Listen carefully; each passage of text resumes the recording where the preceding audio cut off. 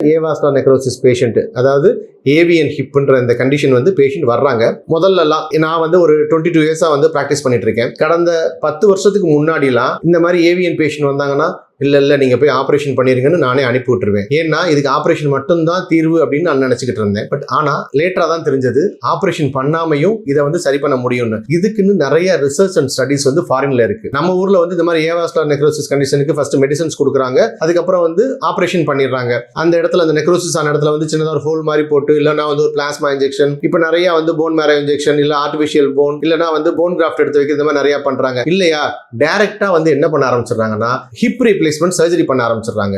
அதாவது டிஹெச்ஆர் பண்ண ஆரம்பிச்சிடுறாங்க. ஸோ டிஹெச்ஆர் அப்படிங்கிறது வந்து பண்ணும் பொழுது நம்மளோட மொத்தமாவே நமக்கு நிறைய ரெஸ்ட்ரிக்ஷன்ஸ் வர ஆரம்பிச்சிடும். ஏன்னா ஒரு 30 வயசு 35 வயசுக்காரரை போய் நம்ம வந்து டிஹெச்ஆர் பண்ண போனா என்ன பண்றது? ஒரு டிஹெச்ஆர் லைஃப் டைம் வந்து ஒரு 15-20 வருஷம். ஏன்னா இப்பெல்லாம் பயங்கரமா செராமிக் அதுன்னு எக்கச்சக்கமா வந்து சயின்ஸ் வளர்ந்துகிட்டே இருக்கு. முன்னாடி இப்படி வந்து ஒரு டிஹெச்ஆர் சர்ஜரி இல்லாம இருந்தது ஒரு காலத்துல.